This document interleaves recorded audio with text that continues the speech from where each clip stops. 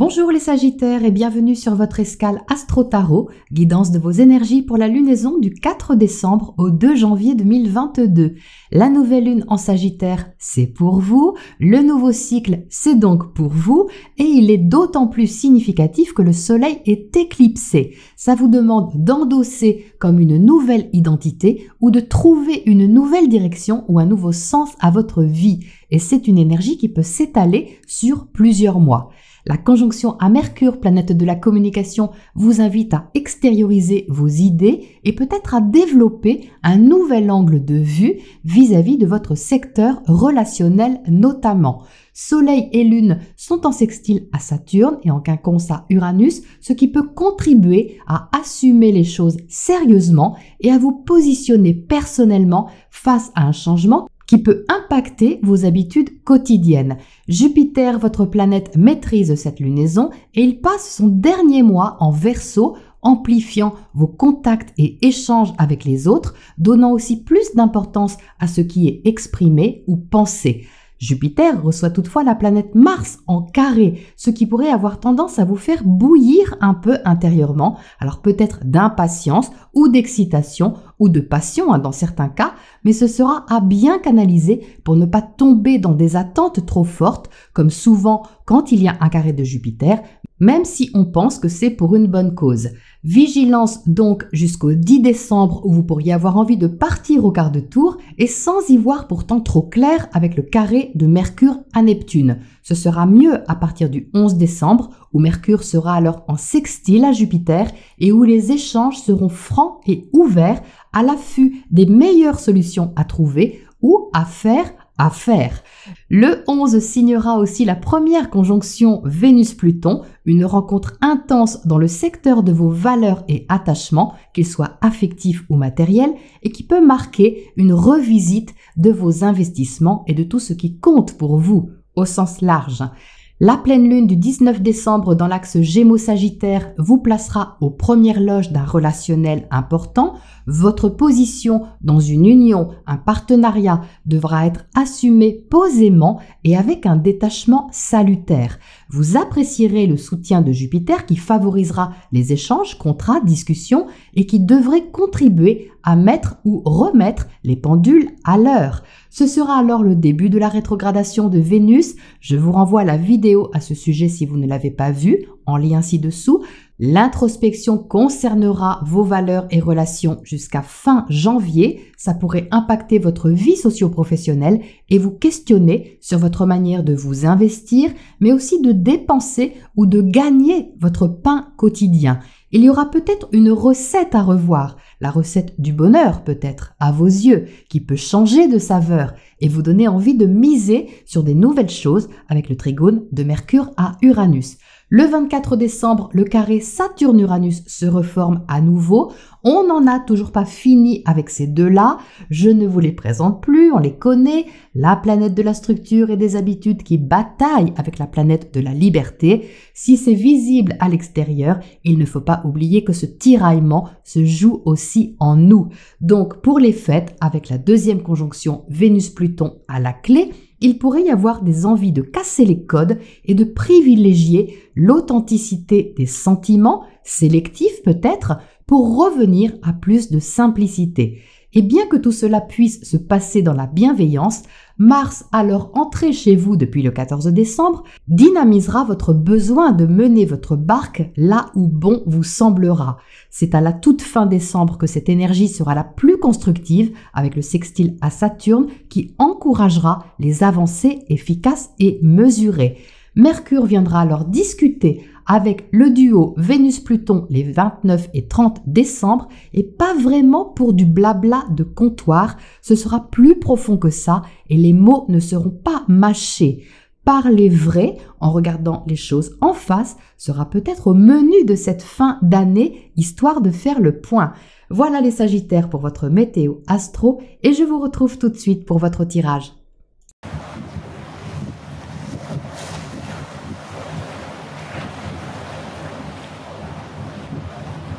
Alors les Sagittaires, eh bien ça bouillonne on dirait. On a ici une sorte d'effervescence, d'énergie très dynamisante et une envie de prendre les choses en main, de les concrétiser, de les stabiliser et de leur donner corps, de leur donner forme. Mais avant cela, il y a quelque chose à savoir, connaître ou comprendre ou un angle de vue à développer d'une façon plus large.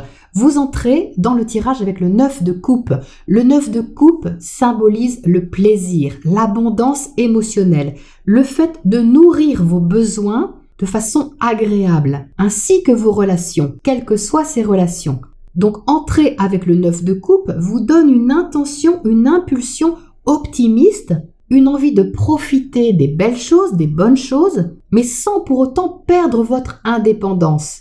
Les 9 sont par définition des cartes d'indépendance. Et vous en avez 3 dans le tirage, même si les 3 ont des significations différentes. Je vais y venir. Mais pour le moment, il y a comme une envie de retrouver votre liberté, surtout à côté du fou ici, et de vous sentir dans votre élément, même si pour cela, il y a un nouveau départ à prendre. Vous êtes tout en haut avec le fou. Donc le fou tout en haut du tirage parle de votre vie socio-professionnelle, de la façon dont vous vous réalisez à l'extérieur, dans la société, dans le monde, au niveau de ce qui se voit, de ce qui est assumé. Et avec le fou, il y a ici une proposition de nouveauté, nouvelle aventure, nouveaux risques peut-être à prendre, nouvelle expérience à créer, à découvrir, à explorer. Et c'est peut-être ça ici qui vous met en joie, qui stimule vos émotions de façon positive et agréable, et qui vous donne envie de prendre les choses en main et plutôt sérieusement avec l'empereur. Car l'empereur est dans votre position, c'est votre attitude, donc il y a ici beaucoup de responsabilité. C'est-à-dire que vous assumez votre position,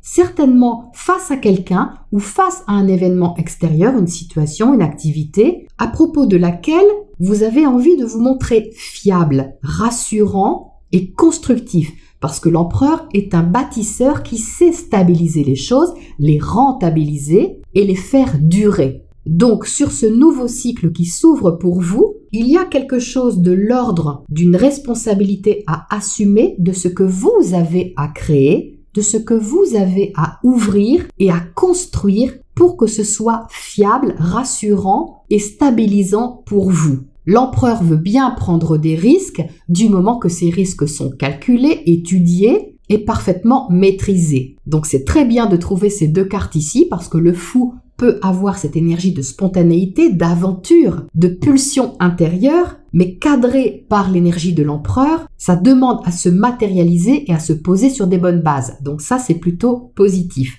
Ici, au centre, vous avez la princesse d'épée. L'énergie centrale symbolise ce qui va vous motiver ou vous influencer pendant ce cycle lunaire.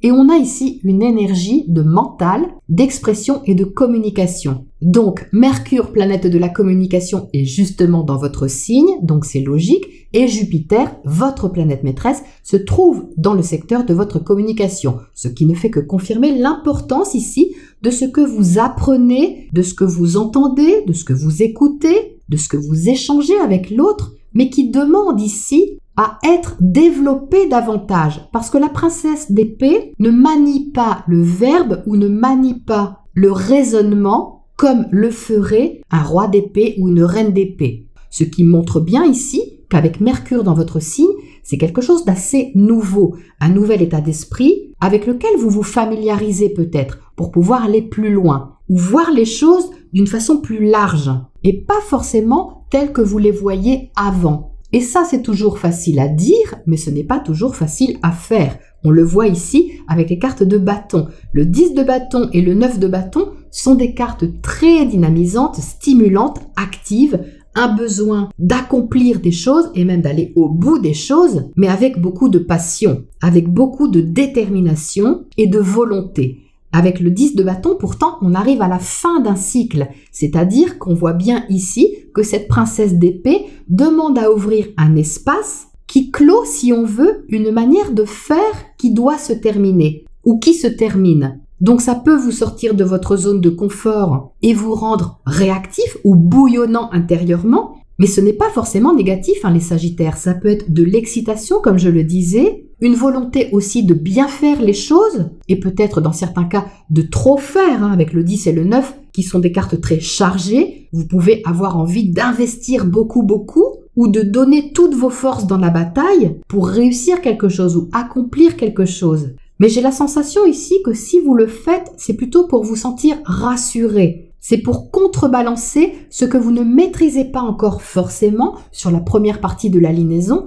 au niveau de ce qui se passe intellectuellement ou mentalement. C'est une façon de contrôler les choses et c'est tout à votre honneur de fournir une grosse énergie dans les projets que vous voulez matérialiser et même officialiser dans certains cas avec le pape. Mais il y a dans ce tirage une invitation aussi à ne pas trop vous en demander et à ne pas trop vous mettre la pression. On le voit ici avec le 9 d'épée en haut. On a un trigone ici de 9, vous voyez, 9 de coupe, 9 de bâton et 9 d'épée. Donc avec les 9, il y a, comme je le disais tout de suite, une notion d'indépendance, de vous prouver ou d'avoir besoin de faire les choses tout seul, toute seule, ou quelque chose comme ça, de vous sentir libre de faire ce que vous voulez à votre manière avec l'empereur, sans avoir de compte à rendre à personne. Donc ça, c'est très bien au niveau de la liberté ressentie, du pouvoir de créer sa vie, mais au niveau de la charge mentale, ça peut être un peu fatigant quand même. Et donc, on voit qu'ici, il y a quelque chose à lâcher et à reconsidérer au niveau relationnel. Ça se voit avec le 8 de coupe, qui est dans votre secteur relationnel et qui est surmonté du 9 d'épée.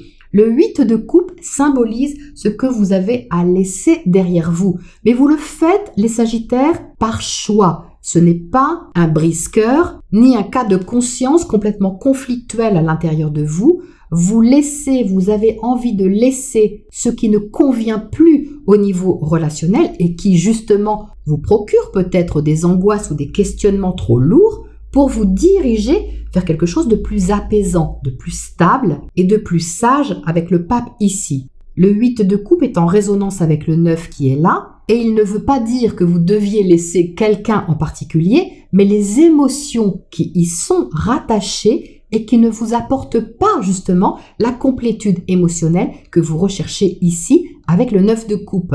Donc que vous soyez en couple ou pas en couple, ça n'a rien à voir, c'est la même énergie, c'est-à-dire que vous êtes invité à apprendre avec cette princesse d'épée à vous ouvrir au relationnel avec un angle nouveau ou une façon différente d'aborder la relation qui vous convient mieux, où vous n'avez pas à forcer les choses avec le 10 et le 9 de bâton, où vous n'avez pas à vous surpasser, on va dire, pour convenir à la situation ou à la relation. Ici, le fou vous demande d'être vous-même, de vous sentir libre, de tracer votre route et de montrer aussi qui vous êtes, de vous découvrir ou de vous redécouvrir autrement par rapport à quelqu'un en particulier ou aux autres au sens plus large. Le pape qui est ici parle justement d'expérience, de tirer des leçons de ce qui a pu vous fatiguer ou peser trop lourd sur vos épaules dans les mois passés pour entrer dans quelque chose de plus statué pour vous. D'ailleurs, c'est en résonance avec l'empereur, quelque chose que vous sentez avisé et que vous sentez intelligent. C'est-à-dire que les décisions que vous allez prendre ou la voie que vous vous apprêtez à emprunter, à suivre, a du sens pour vous. Ça fait sens et ça peut sonner juste à l'intérieur de vous par rapport à ce qui doit être fait, ce que vous sentez qui doit être fait. Parce que l'empereur a la notion du devoir parfaitement développée. Non seulement il assume, mais il sait comment faire, sans vaciller. Donc il ne s'agit pas pour autant d'être inflexible, ce n'est pas du tout l'invitation du tirage, mais plutôt à ouvrir votre état d'esprit vers ce qu'il faut laisser derrière vous, qui vous stressez trop, pour prendre une décision avisée, sage, qui est apaisante, qui vous permet de prendre un nouveau départ. Et ça, ce n'est pas acquis d'avance, ça s'apprend, puisque vous êtes avec la princesse d'épée, qui vous invite à vous familiariser davantage avec les nouvelles idées qui peuvent émerger le long de votre chemin, surtout quand celui-ci va être déclenché par le fou là-haut. Donc c'est assez important, les Sagittaires, pour vous. La liberté et la notion d'indépendance sont fortes. Le besoin de ne plus dépendre de quelqu'un ou de quelque chose qui ne vous convient plus est compris ici et assumé. Et c'est dans cet état d'esprit que vous pouvez commencer une nouvelle aventure qui peut vous réjouir davantage. Alors, qu'est-ce qu'on a sur ce tirage à côté de ce 9 d'épée là-haut? Donc, vous voyez, le fou, il est entre les deux 9 ici. Il est partagé un peu entre les coupes et les épées, c'est-à-dire le plaisir de commencer quelque chose, l'envie de se sentir revivre ou vivre et explorer un nouveau terrain, et puis la peur aussi peut-être d'y aller parce que la peur de l'inconnu. Mais ça, c'est normal, on a toujours peur de ce qu'on ne connaît pas, mais vu la position de l'empereur ici et la détermination que vous allez vite savoir équilibrer les choses. Alors, qu'est-ce qu'on a justement à côté de ce 9 d'épée? Oh, ben on a le 9 de coupe à nouveau, vous voyez. Donc c'est ce que je disais, vous allez savoir rééquilibrer, donc c'est confirmé ici puisqu'on ressort le 9 de coupe à côté. Donc c'est le choix quelque part que vous faites, les Sagittaires. Vous choisissez délibérément de ne pas vous prendre la tête. Vous avez bien raison parce que vous ne pouvez pas commencer quelque chose de nouveau en emmenant avec vous une charge mentale ou une angoisse dans vos bagages. Ça ne fonctionnera pas. Et ça, vous en avez parfaitement conscience. C'est pour ça que vous choisissez de vous faire plaisir, peut-être de nourrir de façon autonome ce qui vous fait plaisir. De cette manière, si quelqu'un arrive en face, vous ne serez pas en attente, mais vous serez en position de partage. Et ça change tout. Ça change tout dans le chemin que vous avez à explorer. Alors, qu'est-ce qu'on a d'autre sur cette princesse d'épée au centre ici? Cet état d'esprit qui s'ouvre.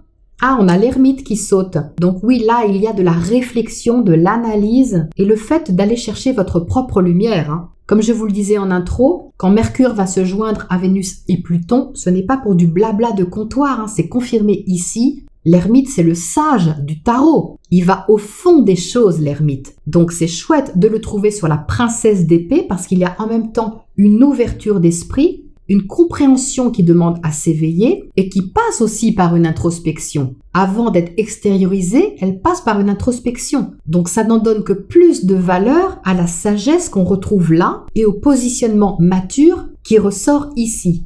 C'est beau. C'est beau parce que ça tempère un peu ce feu, ça apporte une conscience éveillée sur la situation et même sur vous-même et ça risque fort de beaucoup vous aider. Alors, qu'est-ce qu'on a d'autre au niveau relationnel à côté de ce 8 de coupe ?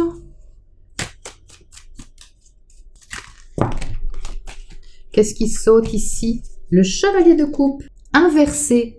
Intéressant, parce qu'avec le chevalier de coupe inversé, vous n'êtes pas dupe des fonctionnements peut-être de séduction, qu'ils soient purement au niveau amoureux ou qu'ils soient d'une façon plus large au niveau relationnel. Vous allez pouvoir être dans le plaisir sans être dupe de ce qui se joue à l'intérieur de vous. Et il y a des choses ici dont vous n'avez plus envie, peut-être des choses trop inconsistantes à votre goût, parce que là, il y a un besoin de consistance. Donc, tout ce qui est agréable, qui peut vous séduire, mais qui vous demande plus d'énergie que ce que ça vous en apporte, vous allez laisser ça derrière, je pense. Et c'est justement toute la mission de cette Vénus rétrograde dans votre secteur 2, le secteur des biens, des attachements, des valeurs, mais aussi du plaisir, du fait de profiter de la vie. Ça va être revu pour que vous puissiez vous concentrer sur l'essentiel. Quel est votre essentiel, les Sagittaires? C'est ça la question que l'ermite va vous poser. Il ne s'agit pas pour autant d'oublier vos émotions, surtout pas,